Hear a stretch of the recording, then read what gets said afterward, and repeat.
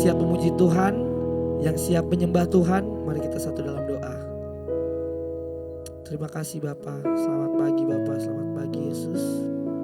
Terima kasih Tuhan atas penyertaan-Mu Tuhan. Terima kasih Tuhan, Tuhan Yesus sangat baik Tuhan bagi kehidupan saya, kehidupan teman-teman semua. Terima kasih Tuhan, Kau telah menjaga melindungi kami Tuhan. Kami boleh ada sampai hari ini Tuhan, itu semua karena kasih karunia-Mu Tuhan. Terima kasih Tuhan, terima kasih untuk kasih-Mu yang tak berkesudahan Tuhan bagi hidup kami Tuhan. Terima kasih atas penyertaan-Mu Tuhan. Terima kasih Tuhan. Sebentar kami akan menaikkan puji-pujian kami Tuhan, menaikkan syukur kami kehadirat-Mu Tuhan. Kiranya Tuhan, kalau hati kami satu persatu Tuhan, kiranya Tuhan ibadah hari ini Tuhan, mujizat terjadi Tuhan, kesembuhan terjadi Tuhan, dan banyak orang dipulihkan Tuhan oleh karena-Mu Tuhan. Terima kasih Yesus. Kami mau siapkan hati kita Tuhan, lalu dalam anak Yesus Kristus yang siap memuji Tuhan, mari katakan amin. Yang siap memuji Tuhan boleh lambaikan tangannya yang ada di rumah. Mari kita muji nama Tuhan.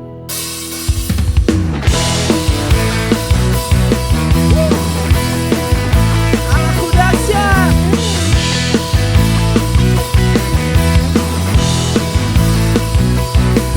Tuhan Raja Maha Besar. Mari datang menyembah Dia.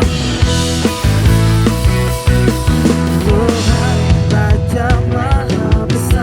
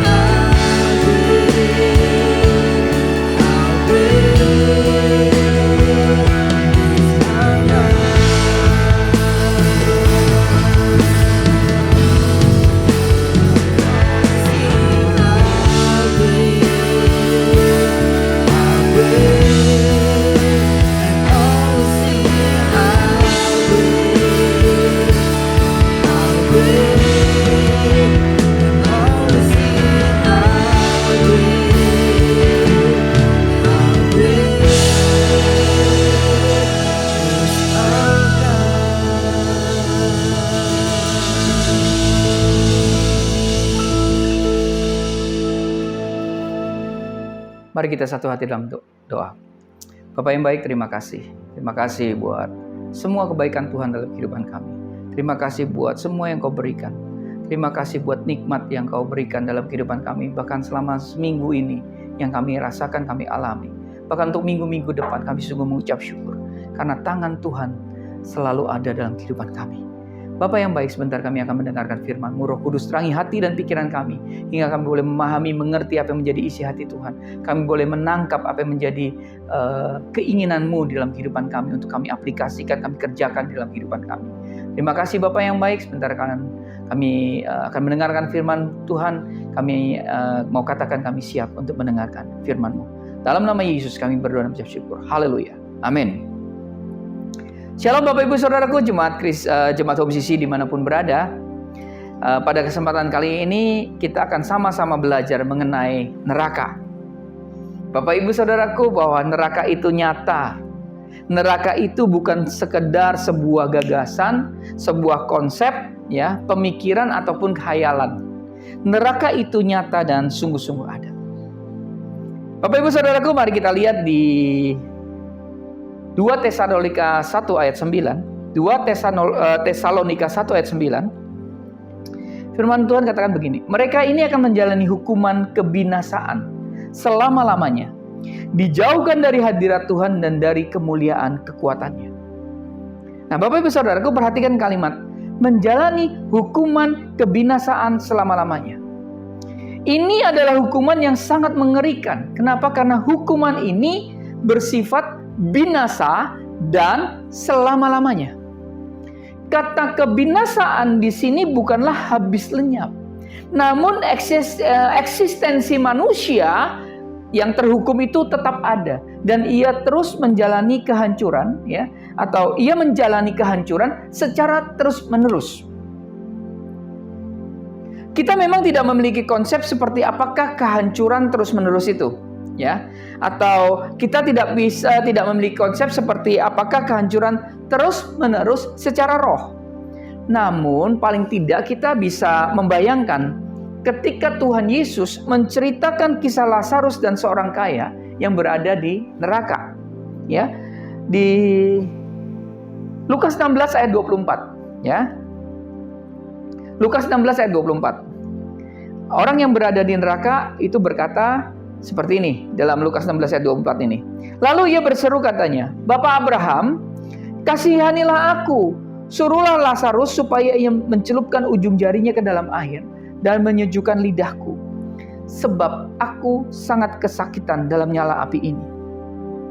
Bapak Ibu Saudaraku, rekan-rekan terkasih jemaat Home CC dimanapun berada, dalam Lukas 16 ayat 24 ini jelas terlihat bagaimana kehancuran selama-lamanya itu terjadi.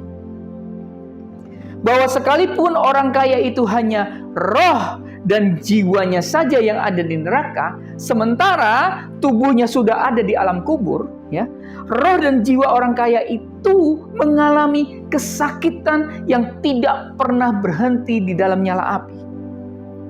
Bukankah hal ini merupakan penderitaan yang begitu mengerikan, Bapak Ibu Saudaraku? Bapak Ibu Saudaraku, bila ada orang yang berpandangan bahwa hukuman neraka itu tidak ada atau hanya bersifat sementara, saya mau katakan berhati-hatilah. Karena justru pandangan ini akan membuat orang tersebut menuju neraka selama-lamanya. Alkitab sebagai firman Tuhan mengatakan bahwa di ayat tadi, di dalam 2 Tesalonika ayat 1-9, mereka ini akan menjalani hukuman kebinasaan selama-lamanya. Jadi hukuman ini bersifat kekal atau selama-lamanya dan bukan bersifat temporary. Bapak Ibu Saudaraku, ajaran Saksi Yehova atau Arianisme menekankan kasih Allah cara ekstrim dan berlebihan, yang pada akhirnya membuat mereka beranggapan bahwa Allah karena kasih tidak mungkin menghukum manusia selama-lamanya di dalam neraka. Mereka juga percaya bahwa penderitaan yang dialami adalah penderitaan yang terjadi hanya di dunia ini saja. Tentu saja ini adalah ajaran yang menyesatkan Bapak Ibu Saudaraku. Dan ajaran ini menyebabkan seseorang yang mempercayainya justru akan sedang menuju ke neraka selama-lamanya. Bapak Ibu Saudaraku, rekan-rekan terkasih jemaat Home CC dimanapun berada, saya ingin menyampaikan mengenai pengertian kata neraka dalam bahasa Yunani dan Ibrani. Supaya apa? Supaya kita mengerti bahwa dalam konsep orang Yahudi, neraka itu benar-benar ada dan nyata. Ya. Yang pertama, neraka itu dibaca Gehenna. Gehenna yang berarti tempat penghukuman di masa depan. Jadi yang disebut Gehenna atau Gehenna api. Pada mulanya ini adalah lembah Hinnom, ya, sebelah selatan Yerusalem, tempat di mana kotoran dan bangkai binatang di kota itu dibuang dan dibakar. Nah, Bapak Ibu bisa baca nanti ayat-ayatnya saya berikan, yaitu di dalam Matius 5 ayat 22, 29 dan 30. Kemudian ada di dalam Matius 10 ayat 28. Ini neraka adalah Gehenna, ya, tempat pembuangan di masa depan. Ya. Kemudian kata neraka itu juga memiliki konsep yang dikatakan Hades. Kalau tadi neraka dibacanya Gehenna, ini dibacanya Hades yang kedua, yaitu berarti tempat tinggal atau rumah orang mati yang tidak terlihat. Tempat hukuman, ya, atau juga neraka, tempat atau kondisi yang paling rendah. Itu Hades, Bapak Ibu Saudaraku, ya. Nanti baca, Bapak Ibu punya waktu baca, pelajari, ya. Ada di dalam Matius 11 ayat 23, Matius 16 ayat 18 dan Lukas 10 ayat 15. Dan yang ketiga, neraka itu dari kata Tartaros. Ya, Tartaros berarti jurang terdalam dari Hades, ya, atau neraka. Jadi artinya jurang terdalam. Itu Bapak Ibu bisa baca dalam 2 Petrus 2 ayat 4. Nah, sementara kata neraka dalam bahasa Ibrani adalah Sheol, yang berarti dunia orang mati. Yang berarti Sheol itu berarti kuburan. Sheol itu berarti neraka atau lubang paling dalam. Nah, Bapak Ibu bisa lihat nanti dalam Ulangan 32 ayat 22, 22 ayat 6, dan juga Mazmur 9 ayat 17. Nah, Bapak Ibu Saudaraku, rekan-rekan terkasih jemaat Home CC dimanapun berada, bila Sheol dalam bahasa Ibrani juga berarti lubang yang paling dalam, ini mirip dengan kata Tartaros yang juga berarti lubang paling dalam. Kata ini dipakai di 2 Petrus 2 ayat 4. Coba ya kita baca ya di dalam 2 Petrus 2 ayat 4. Sebab jikalau Allah tidak menyayangkan malaikat-malaikat yang berbuat dosa, tetapi melemparkan mereka ke dalam neraka dan dengan demikian menyerahkannya ke dalam gua-gua yang gelap untuk menyimpan mereka sampai hari penghakiman. Jadi kata neraka pada ayat tadi adalah Tartaros yang berarti jurang terdalam dari Hades atau neraka. Nah, Bapak Ibu Saudaraku, dari pengertian tadi telah saya sampaikan, kita bisa memahami bahwa neraka adalah tempat penghukuman yang berada di lubang terdalam. Apa isinya? Isinya kobaran api yang membakar roh dan jiwa seseorang, menghancurkan roh jiwa orang itu bersama-sama dengan iblis dan roh jahat tentunya. Dan ini, perhatikan baik-baik, berlangsung selama-lamanya tanpa pernah berhenti. Bapak Ibu Saudaraku, rekan-rekan terkasih, jemaat Home CC dimanapun berada, bukankah hal ini sangat mengerikan bagi kita semua manusia? Perlu kita ketahui bahwa hukuman di neraka ini sifatnya, sekali lagi, kekal atau selama-lamanya. Sifatnya itu kekal dan bukan sementara. Nah, karena sifatnya kekal selama-lamanya, maka kita harus menaruh perhatian secara khusus agar kita dan orang-orang yang kita kasihi tidak sedang menuju ke neraka. Katakan amin. Bapak Ibu Saudaraku, ada kira-kira 6 hal yang merupakan data dan fakta bahwa neraka itu bersifat kekal dan tidak ada akhirnya. Yang pertama, neraka digambarkan sebagai api yang tidak terpadamkan. Markus 9 ayat 48, di mana ulat-ulat bangkai tidak mati dan api tidak padam. Ya. Kemudian yang kedua, neraka digambarkan sebagai api yang kekal. Matius 25 ayat 41. Dan ia akan berkata juga kepada mereka yang di sebelah kirinya, "Nyala dari hadapanku, hai kamu orang-orang yang terkutuk. Nyala ke dalam api yang kekal yang telah sedia untuk iblis dan malaikat-malaikatnya." Yang ketiga, neraka digambarkan sebagai tempat siksaan kekal.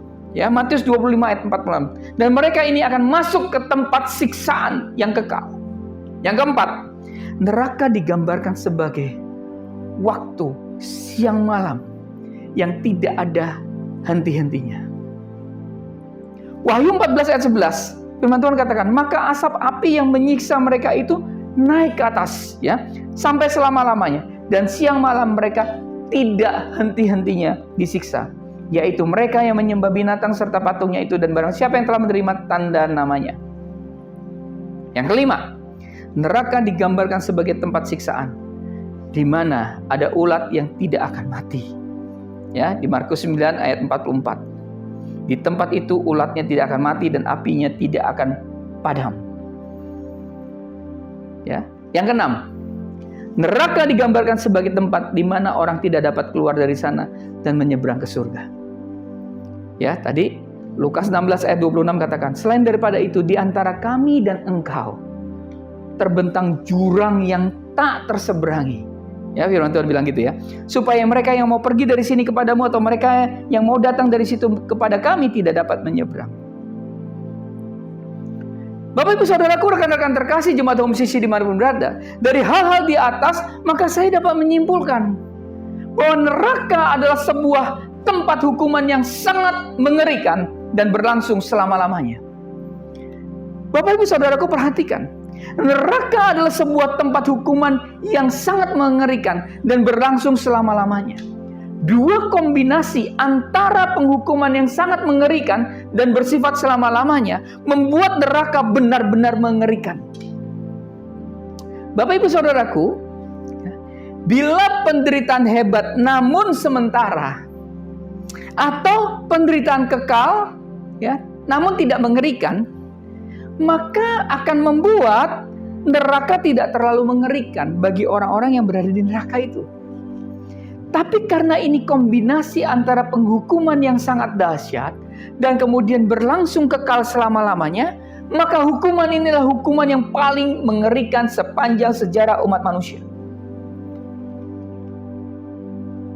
Di zaman Yunani kuno ada hukuman yang mengerikan sekali, yaitu seseorang yang terhukum dimasukkan ke dalam patung lembu yang terbuat dari besi tembaga. Orang tersebut dimasukkan ke dalam perut patung lembu tersebut dan kemudian patung lembu tersebut dibakar dengan api.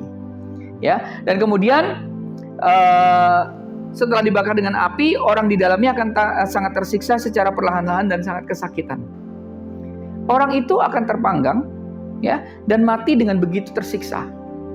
Namun sekalipun ini sebuah siksaan yang sangat berat, ya, siksaan ini sifatnya sementara, tidak berlangsung kekal. Karena ketika orang ini mati, maka selesailah siksaan fisiknya. Sementara Bapak Ibu Saudaraku, jemaat Home CC yang dikasihi Tuhan, siksaan di neraka adalah siksaan yang tidak bersifat fisik, namun yang disiksa adalah roh dan jiwa seseorang. Dan roh atau jiwa seseorang tidak seperti fisik yang bisa mati atau berhenti metabolisme tubuhnya. Ketika tubuh seseorang berhenti metabolismenya, maka tubuh itu mati, dan tubuh yang sudah mati atau sudah menjadi jenazah, tubuh ini sama sekali tidak merasakan sakit apapun.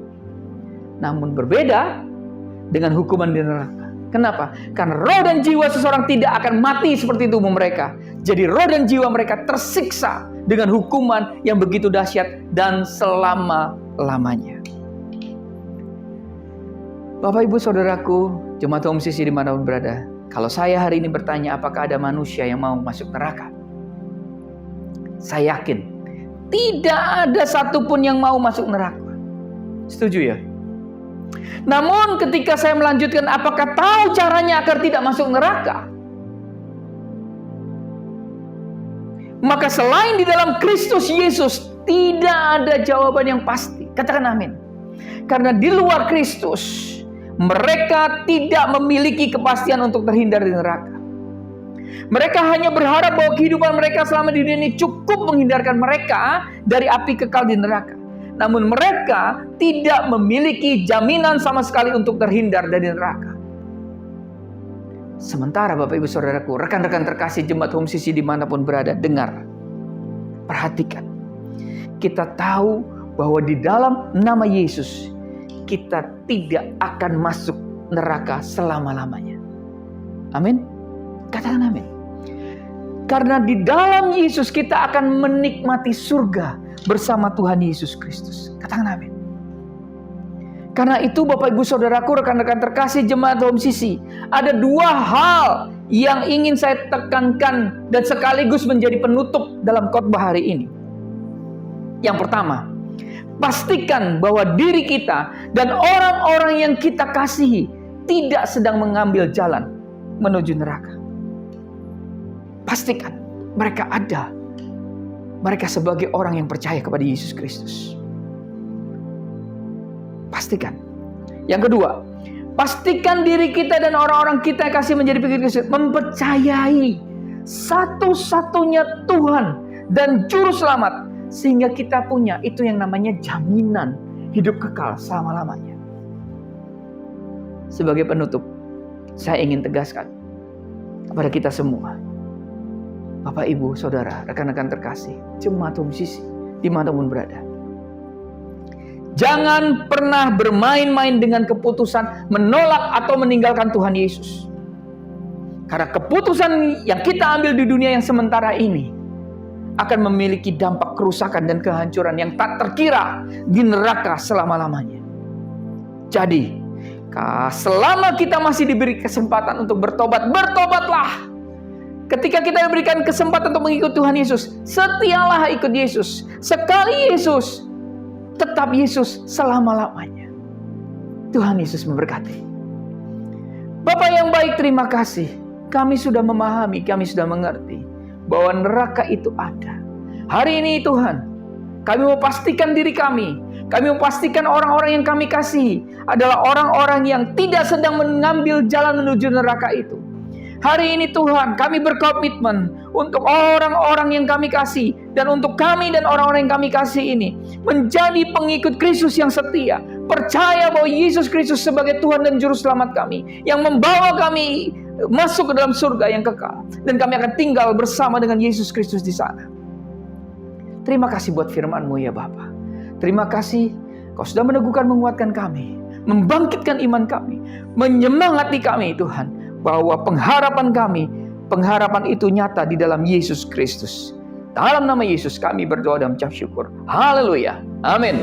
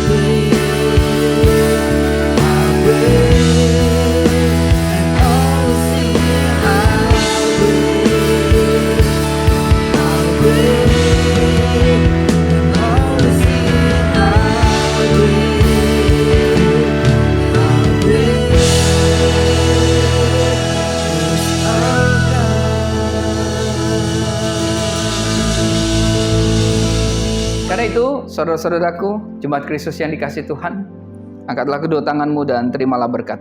Mari aminkan setiap perkataan berkat yang kita percaya bahwa kita menerimanya. Tuhan memberkati engkau dan melindungi engkau.